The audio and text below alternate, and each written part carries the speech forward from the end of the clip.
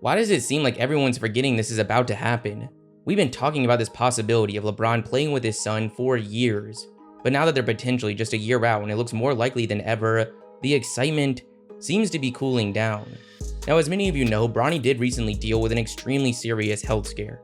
He suffered a cardiac arrest during a practice at USC, something you just don't expect from someone of that age and lifestyle, but we have seen heart problems abruptly end careers before, such as LaMarcus Aldridge. We've seen them halt extremely promising careers like Shaq's son Shareef O'Neal, who, similar to Bronny, had these problems arise at a practice leading up to his freshman season. Now, at the time of Bronny's heart attack and the days following, it did really seem like there was a real chance this could bring Bronny's basketball career to an end, or at least put it on an extended pause, something that would basically get rid of the chance we see LeBron and his son take the court together just given LeBron's age. But that was an afterthought. Paramount was Bronny's health. Thankfully though, we've gotten some very positive news. A statement was released from the James family themselves. After a comprehensive initial evaluation, the probable cause of Mr. James's sudden cardiac arrest has been identified. It is an anatomically and functionally significant congenital heart defect which can and will be treated. We are very confident in Bronny's full recovery and return to basketball in the very near future. We will continue to provide updates to media and respectfully reiterate the family's request for privacy. We actually saw Shareef O'Neal have to go through open heart surgery for his condition a few years ago, something that came with a very long recovery and ultimately set his entire career back. Right now it seems like we have a much different situation on our hands. That was some pretty positive wording. Very confident in Bronny's full recovery and return to basketball in the very near future. This could mean a lot of things. Is that weeks? Before the start of the season? In a couple years? We don't know for sure, but it is starting to feel more and more likely he takes the court for USC at least at some point this upcoming season. Reportedly, he's already been going to class, and we just saw him on Saturday at the USC football game. All signs point to this not being the end of Bronny's career, a career that is projecting much better than most expected just a couple years ago, but maybe not to the level many fantasized when he was a 12-year-old crossing everybody up in sight. One of the more surprising developments from then to now is just Bronny's lack of top-tier height. It seemed fair to assume Bronny would approach a frame at least in the ballpark of his 6'9" father, but he never even came close, topping out at around 6'3". Once that became reality, most envisioned Bronny as a point guard going forward, given the passing talent we've seen from his dad and the exciting ball handling ability he displayed as a kid. But that also doesn't seem like it's going to be his position. Bronny decided to spend his high school career at one of the top programs in the country, Sierra Canyon, a team that year in and year out is filled with 4- and 5-star prospects, a scenario that made it really tough to shell out a big role, to get a lot of opportunity to create with the ball in his hands, and especially as an underclassman. This time really saw Bronny develop into a wing and off-ball creator, but it wasn't like those point guard skills he had spent his life working on seemingly vanished. That became clear as more and more opportunity came his way towards the end of high school. Now looking back at Bronny's career, seeing the hype early on and the expectations we're seeing now, many assume everything was smooth sailing, that Bronny had those expectations the whole time, but that is far from the case. We saw Bronny deal with small roles as mentioned, then eventually injury, all while not reaching those elite levels of height or even athleticism that most expected. For a majority of high school, we were just continuously seeing him creep further and further down the rankings. It was starting to look like if an NBA opportunity was going to be given to Bronny, it was going to be for his last name more than anything. But then that all changed. After fully recovering from injury, we started to see him fill out his frame, allowing him to reach a level of athleticism and explosiveness we hadn't seen to this point. Combined with significant increases in production in both AAU and at Sierra Canyon, he finally started to see his ranking go in the right direction once again. He would manage to leave high school just shy of 5-star status, ranked the 20th recruit in the country, and was named a McDonald's All-American. Then during that All-American game, he would show out, knocking down 5 threes, a game that put the exclamation point on just how good things had gone over the past 18 months or so. At this same time, we're starting to see him get actual attention in regards to the NBA draft outside of just YouTube and social media. Bronny was now being looked at as a legit NBA prospect. In fact, in ESPN's debut mock, just a few months ago, they had Bronny cracking the top 10. This was getting real. Now what's so interesting here is despite Bronny's virality starting to get reinvigorated with him throwing down dunks, playing way above the rim, that's not what had scouts rapidly rising him up their boards. It was something that was rarely if ever talked about with Bronny. In general, it rarely is for high school players and especially guards. Defense. Having to be a role player with Sierra Canyon forced Bronny to make an impact outside of just scoring in order to get on the court.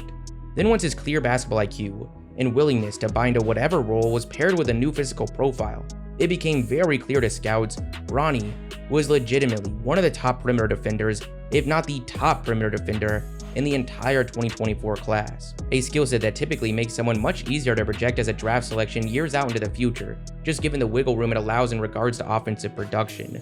Despite making a name for himself crossing people up, hitting step-back threes, Bronny was now being looked at as a 3-and-D shooting guard with enough shot creation and playmaking to still put an elite ceiling on his game. When you look at his college decision, deciding to go to USC, it becomes pretty clear he's content in this role, as he's not the only top recruit heading that way this season. In fact, the #1 recruit in the country will be taking the court for the Trojans, Isaiah Collier, someone that's projected to be a top pick in 2024, and the first lines of NBA Draft Room scouting report give you a pretty good idea of the skill set he's going to bring to the table. A true point guard with good size, a strong frame, and plays with great pace and balance. He's a floor general who knows how to run the show. He's a great passer and instinctual playmaker who makes his teammates better. There's absolutely no question who the point guard for USC is next season. I think a lot of people are going to be surprised by the player that Bronny actually is. Now, the legitimacy of Bronny's draft stock is widely debated, but assuming he gets on the court next season, if he just lives up to those expectations defensively while at least being a respectable shooter, he should be able to get drafted. Now, even if he doesn't play a single game due to his health, it's still not out of the realm of possibilities he's in the NBA next season. When you consider the floor of his play style, if there's confidence in his health being a concern of the past, there should be opportunities available if that's the route he decides to go. By no means will it be solely on the back of what he brings to the court, but what, or I guess who, potentially comes along with him. His father, LeBron James. Now, LeBron is 38 years old, an age we've seen very few players manage to remain a top player in the league, but as he's done throughout his career, LeBron is defying the odds right now.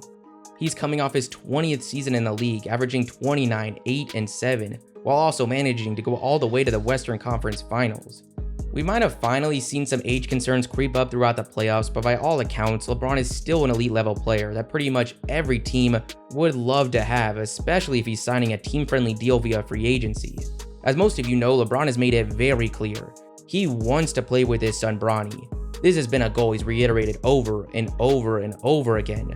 Now, after this season, we did see him hint at retirement, but I think most knew that was a chess move more than anything. With him officially back, this puts him just a year out from Bronny's arrival. It's hard to imagine he's going to pass on that opportunity, which sets the stage for a fascinating conversation that I'm shocked hasn't been talked about more. What team will Bronny be playing for? This is a situation we've never seen before. Not only do we have to value Bronny as a player, but we have to value him in tandem with the high chance that it also lands you LeBron James. This is a complex equation.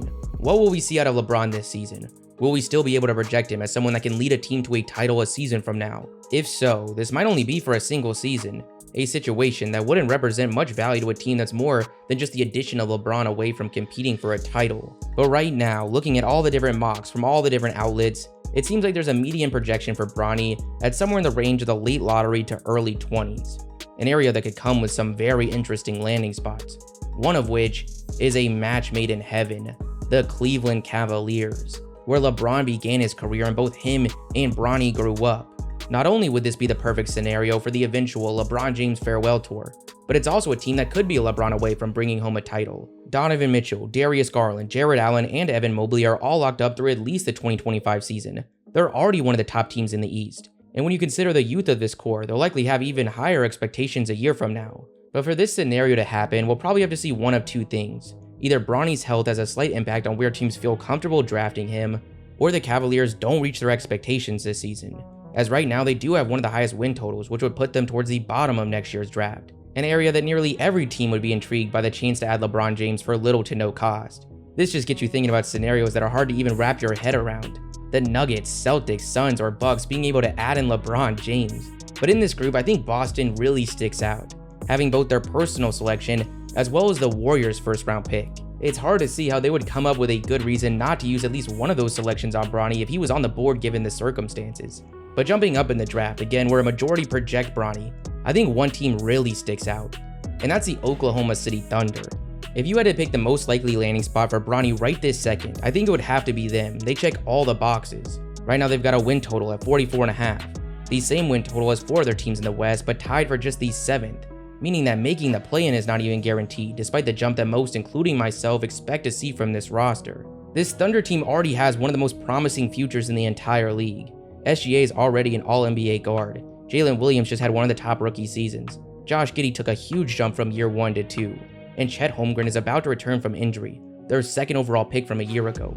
This is not even mentioning all the other promising and reliable pieces on their roster, such as Dort, Kenrich Williams, the other Jalen Williams, Isaiah Joe, their most recent first-round pick Cason Wallace. It's starting to feel like if the breakout doesn't come this season, it's only a matter of time before OKC is one of the top teams in the West. Just imagine if this core is able to bring in someone the caliber of LeBron.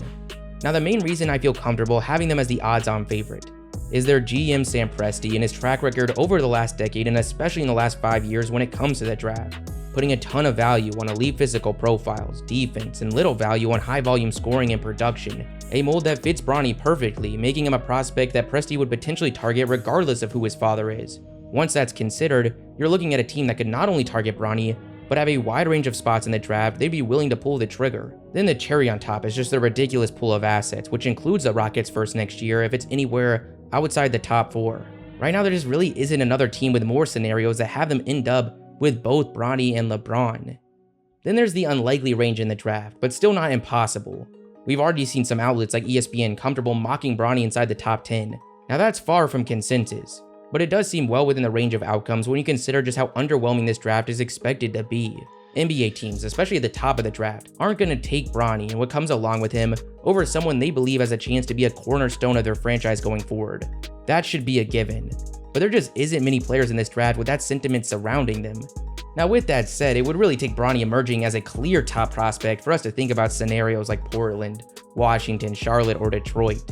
In that range, there's really only a couple teams to pay attention to, the first of which being Houston, a team that, based on what we saw during the offseason, is clearly showing interest in getting out of this rebuild as soon as possible. But despite all that money spent and the projected development of this young core, the odds of them significantly climbing up in the West standings are slim.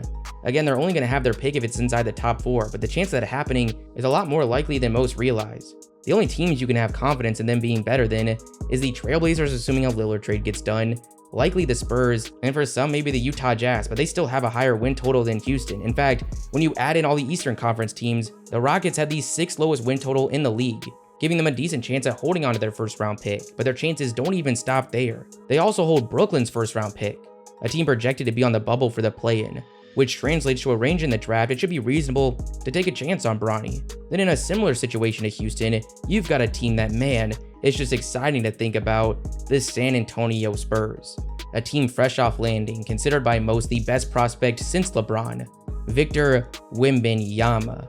But despite a super promising addition like that, they're still expected to be one of the worst teams in the league, putting them towards the top of the draft. A range, again, it's not too likely Bronny goes, but they also hold Toronto's first round pick, a team that definitely has a wide range of outcomes this season, but currently project as a fringe play-in team, putting them right in that Bronny range of the draft. It's hard not to see a pretty special scenario shaping up here, where the Spurs are at the top of the draft, they go get one of the elite prospects. Then with their second selection, go get Bronny. In one night, they'd be adding an elite prospect, Bronny James and LeBron, to a roster that has Victor Wembanyama. We already saw reports this offseason that San Antonio seriously considered going after some of the top free agents. They clearly have interest in wrapping up this rebuild. The urgency a year from now is going to be on another level. I'm sure they're going to be very intrigued by the chance to pair up LeBron and Bronny. It's hard to say what Popovich's view on potentially a one-year LeBron rental would be, but how could you not be excited about the chance to pair these two up? Now, there's still a ton of questions. What will happen with Bronny's health? How will he perform at USC if he even plays at all? Will LeBron maintain his current level of production? Does Bronny even have the same interest in playing with his father? If he does, what level of confidence will teams have that LeBron actually comes with the selection of Bronny? But even with all these questions, this could get very real very soon.